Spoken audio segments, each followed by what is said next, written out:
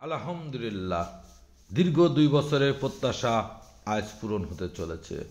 আমাদের পারিবারিক কবরস্থানের একটি গেট তৈরি করবার 2 বছর ধরে চেষ্টা করছি। আল্লাহ আজকে সেই তৌফিক দান করেছেন। আপনারা ভিডিওটি না টেনে অবশ্যই শেষ পর্যন্ত সঙ্গে থাকবেন। দীর্ঘদিন আল্লাহর কাছে প্রত্যাশা করেছি, চেয়েছি, কামনা করেছি, হে আল্লাহ, তুমি আমাদের এই পারিবারিক কবরস্থানের গেটটি নতুন ডিজাইন এবং নতুনত্ব মাল দিয়ে তৈরি করা তৌফিক দান করেন। আল্লাহ তাআলা আজকে সেই তৌফিক দিয়েছেন। আমার জীবনে আজকে যে খুশি হয়েছি তা আমি কাউকে বলে বোঝাইতে পারবো না, শুধুমাত্র আল্লাহ তাআলাই ভালো জানেন। আমি প্রতিদিন সকালে ঘুম থেকে উঠে যখন কর্মে উদ্দেশ্যে রওনা দিই, আমি এই কবরস্থানে দাঁড়াই। দীর্ঘ 6টা বছর আমার মা বাবা, পরিবারের আপন লোকজন অনেকেই শুয়ে আছেন এখানে গরু ছাগল অনেক কিছু যায়, দেখি আর কষ্ট হয়, আর আল্লাহর কাছে প্রার্থনা করতাম। আল্লাহ তাআলা সেই প্রার্থনা শুনতে পেরেছেন এবং কবুল করেছেন। আলহামদুলিল্লাহ। আল্লাহ তাআলার কাছে সঠিক পথে প্রয়োজনের অনুযায়ী চাইলে আল্লাহ তাআলা নিরাশ করেন না।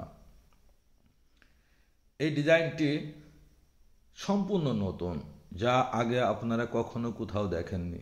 এর মধ্যে যে মালগুলো ব্যবহার করেছি সেগুলিও নতুন। আমি সম্পূর্ণ জিনিসগুলি আপনাদের তুলে ধরবো ইনশাল্লাহ। আর প্রত্যেকটা মানুষের বলবো, সারাটা জীবন না, যুগ যুগ অনন্তকাল যে কবরস্থানে থাকতে হবে, আসুন তার পবিত্রতা রক্ষার্থে আমরা এগিয়ে আসি। এটাই আমাদের সেই পারিবারিক কবরস্থান।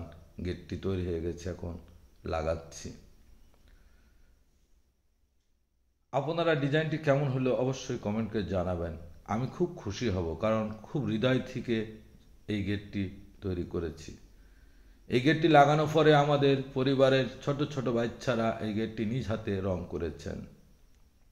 এটি 1/2 ইঞ্চি প্লেটের বাদ দিয়ে এই মালটি কেটে বানানো। পাশে 1.5 অ্যাঙ্গেলের ফ্রেম আছে, 1.5 বক্স দিয়ে ফ্রেম করা। এই সিটকেনি লাগবে না। এই লকটি এত সুন্দর করে বানাইছি যাতে ঠেলা মারলে গেটটি না খুলে যায়। ছোট ছোট বাচ্চারা রং করেছে। এই গোরস্থানটা প্রতিদিন গরু ছাগল থাকতো, খুব কষ্ট লাগতো। হে আল্লাহ, আজকে সেটি আমার ডাক শুনে কবুল করেছেন।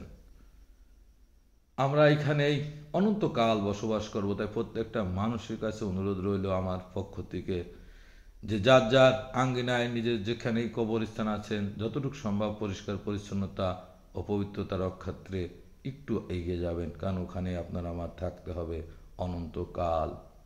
সবাই ভালো থাকবেন, নিরাপদে থাকবেন, আমার জন্য দোয়া করবেন। খুদা হাফেজ।